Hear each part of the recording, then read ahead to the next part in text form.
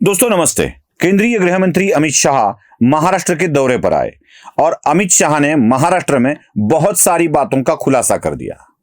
बहुत सारी बातें मतलब बहुत सारी बातें जिनके बारे में महाराष्ट्र में चर्चाएं हो रही थी, वो सारी बातें अमित शाह ने क्लियर कर दी। सबसे पहले तो अमित शाह ने देवेंद्र फडणवीस के साथ कोई भी मनभेद नहीं है, यह खुलकर कह दिया। मतलब देवेंद्र फडणवीस जैसे कैंसर का जो संशोधन संस्थान खुला है, कैंसर संस्थान खुला है, उसके उद्घाटन के वक्त अमित शाह ने जो बातें की, गृह मंत्री ने जो बातें की, वो बहुत ही अच्छी थी। उन्होंने देवेंद्र फडणवीस की दिल खोल कर तारीफ की और उसमें उन्होंने ये कह दिया कि देवेंद्र जैसा व्यक्ति ही ये कर सकता है। थोड़ा सा सुनाता हूं, सुन लीजिए। देवेंद्र जी ने ठीक ही कहा। कई सारे अस्पतालों के अंदर आसपास में पड़े हुए लोगों को हम देखते हैं, क्योंकि उनका परिजन अस्पताल में इलाज कर रहा है, वो उससे दूर रहना नहीं चाहते। इसके साथ एक फीलिंग के साथ एक प्रकार के दुख के सैर करने के भाव के साथ वो जुड़े हुए होते हैं। मगर अस्पतालों की भी मजबूरी होती है, कहां रखें, पेशेंट के लिए ही बेड नहीं होता है। आज इस स्वस्ति निवास की कल्पना कर हमारे भारत के अस्पताल बनाने के फील्ड में एक नए प्रकार का विचार देवेंद्र जी आपकी टीम ने किया है, कैंसर इंस्टीट्यूट की टीम ने किया है, जो आने वाले दिनों में हमारे परिवार की संवेदनाओं को जीवित रखेगा। इसलिए मैं आपको बहुत बहुत बधाई देता हूं। सुना तो सबसे पहले देवेंद्र फडणवीस के साथ अमित शाह दुश्मन की तरह बर्ताव करते हैं, इस बात को उन्होंने सिरे से खारिज कर दिया। यह बात मेरे लिए इतनी महत्वपूर्ण नहीं थी, क्योंकि जो चर्चाएं चल रही है, चलती है, वो चलती रहेगी। दूसरा खुलासा उन्होंने किया, नांदेड़ की सभा में उन्होंने सीधे तौर पर कह दिया कि महाराष्ट्र बीजेपी के कार्यकारी अध्यक्ष एवं भावी अध्यक्ष रविंद्र चव्हाण, मतलब भारतीय जनता पार्टी के प्रदेश इकाई के अध्यक्ष पद पर रविंद्र चव्हाण ही विराजमान होने वाले हैं। अब इसमें कोई आशंका नहीं बची कि किसका विरोध है, किसका विरोध नहीं है। ये सारी चीजें सिरे से खारिज हो गई। रविंद्र चव्हाण के अध्यक्ष पद के लिए जो भी अटकलें लगाई गई थी कि बावनकुळे इस पद को छोड़ना ही नहीं चाहते हैं या बावनकुळे किसी और को बिठाना चाहते हैं, महाराष्ट्र भाजपा में किसी और नाम की चर्चा चल रही है, कोई और आएगा, इन सारी अटकलों को एक ही झटके में खत्म कर दिया अमित शाह ने। जरा वो भी सुन लीजिए।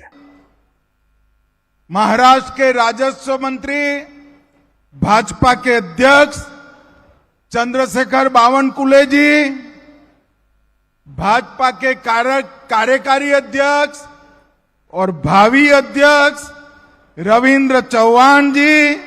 देखा तो महाराष्ट्र बीजेपी का यह भी विवाद अमित शाह ने खत्म कर दिया। और एक चीज, अमित शाह जब आए तब उनसे मिलने के लिए भारतीय जनता पार्टी के विधायकों का एक शिष्टमंडल गया। अब ये विधायक गृह मंत्री अमित शाह से मिलने नहीं गए थे, ये सहकारिता मंत्री अमित शाह से मिलने गए थे। उससे पहले उन्होंने भारतीय जनता पार्टी के अध्यक्ष चंद्रशेखर बावनकुळे, इनके पास पहले गुहार लगाई थी। बावनकुळे उनको सीधा मुख्यमंत्री देवेंद्र फडणवीस के पास लेकर गए थे, उनसे ये बातें कही गई थी और बावनकुळे और फडणवीस ने मिलकर इन सारी बातों को अमित शाह के सामने बोलने की बात कही। बात क्या थी? बात बड़ी महत्वपूर्ण थी। महाराष्ट्र के भारतीय जनता पार्टी के विधायक सहकारिता विभाग में, खास करके शुगर फैक्ट्रीज में काम करने वाले ये विधायक परेशान थे अजीत पवार की वजह से, जिसका मैंने मराठी में भी एक वीडियो कर लिया था कि दादागिरी बढ़ रही है, दादागिरी बढ़ रही है। वो भारतीय जनता पार्टी के सहकारिता क्षेत्र में काम करने वाले सारे विधायकों को तकलीफ दे रहे थे। मतलब वो ये कह रहे थे कि मैं सीधा अमित शाह के पास जा सकता हूं, मैंने कह दिया तो क्या हो सकता है, करके देख लो, कंप्लेंट करके देख लो। ये खुलकर अजीत पवार कह रहे थे, खुलकर बड़ी बेबाक तरीके से बोल रहे थे। और यही बात देवेंद्र फडणवीस ने जब विधायकों को बताई थी कि आप अपना काम करो, अजीत पवार इसमें कोई अड़चन पैदा नहीं कर सकते, कोई अड़चन पैदा नहीं कर सकते। विधायकों ने यह फैसला किया कि केंद्रीय सहकारिता मंत्री को भी बताया जाए, तो फडणवीस ले गए और बताने को कह दिया कि बोल दीजिए आप लोग। तो अमित शाह ने बड़े साफ शब्दों में कह दिया कि अपने विधायकों की संख्या 137 है, तो मैं ये चाहता हूं कि अजीत पवार ही मेरे पास कंप्लेंट लेके आए कि आपके विधायक मुझे सहकार्य नहीं कर रहे हैं, इसलिए आपका कार्य बड़ी आक्रामकता से करते रहिए, कोई दिक्कत नहीं आएगी आपके कार्य में, आपको कोई अड़चन नहीं आएगी आपके कार्य में। आपको ना अजीत पवार इसमें अटकलें लगा सकते हैं, ना कोई और कर सकता है। आप अपना कार्य बेबाक तरीके से करते रहिए, आक्रामकता से करते रहिए, बल्कि आपकी कंप्लेंट नहीं आनी चाहिए, अजीत पवार की कंप्लेंट मेरी तरफ आनी चाहिए कि यह मुझे तकलीफ दे रहे हैं। बड़ा साफ और स्वच्छ कर दिया था अमित शाह ने इन सारी बातों को कि नहीं, ये क्लियर हो जाए कि कोई दिक्कत नहीं आएगी। और एक बात अमित शाह ने यह स्पष्ट कर दिया है कि चुनाव एमवीए ही लड़ेगा, महायुति ही लड़ेगी, इसमें और कोई जुड़ना चाहे तो अमित शाह नहीं जाएंगे। वो राज ठाकरे वाला मामला भी चल रहा था ना, मुझे सच बताइए, बाकी छोड़ दो सारी चीजें। राज ठाकरे मिलने के लिए अगर अमित शाह राज ठाकरे को बुलाते हैं तो क्या राज ठाकरे कह सकते हैं नहीं आऊंगा? थोड़ा सा कह सकते हैं। अमित शाह ने बुलाया ही नहीं, और बुलाया नहीं तो ये गए नहीं। लोगों ने अर्थ निकाला, बुलाया, गए नहीं, जा बोले, आता नहीं बोले। ऐसे हो सकता है। राज ठाकरे को भी ये पता है अमित शाह को मना करने का मतलब क्या है।